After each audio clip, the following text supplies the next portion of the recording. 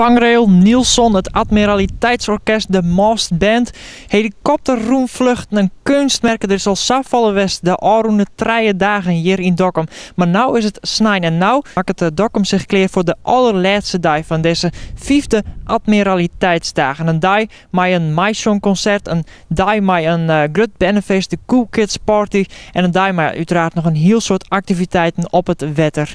Maar ja, Dokkum maakt het zich klaar en dat doen ze of op een kermis of gewoon in een zaak, in het eigen café. De fjouwer van de Admiraliteitsdagen is begonnen. Tijd om alles waarom te blikken. En dat doen we met de meneer van Artisante, het Stadscafé. Ja, je zit hier op een prachtige plek. Ik kan me voorstellen dat je hem al een hele mooie fjouwerdagen hebt gehad. Ja, dat klopt. Ja, het waren tot nu toe 3. Vandaag de 4e. Mooie dagen. Het weer was een beetje wisselvallig, maar op de bepaalde momenten denk ik goed. We hebben er uiteraard van genoten en van geprofiteerd ook natuurlijk. Ja, hoe wil je dat profiteren? Zoveel extra bezoekers? Ja, absoluut. Ja. Veel verschillende bezoekers natuurlijk, mensen van buitenaf, maar ook heel Dokkum die meegeniet. Dit is de 5e editie van de Admiraliteitsdagen. Merk je hem nou echt, Jim als artisante, dat het heel tijd groter wordt?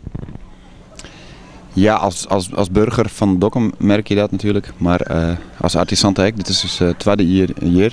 Dus wij kunnen dat nou een beetje vergelijken. In de cijfers, maar ook gewoon gevoelsmatig. Ja, dat groeit en dat wordt steeds professioneler en beter. Ja, vooral ook in de details. Ja, door de hele dagen, door het hele weekend heen genieten we natuurlijk alle jaar. Het is voor u ook een uitdaging op zich. En zo nou en dan zul je de meesten genieten en die vermaakt zich alle jaar heel goed, dacht ik. Wat minder krek, ik nog even heen en west, juster, ietsje dichter bij het podium. En dat is wel even heel belangrijk om even te zien wat nou eigenlijk echt het centrale punt is van het hele evenement natuurlijk. Dus zo goed naar volgend jaar. Uiteraard.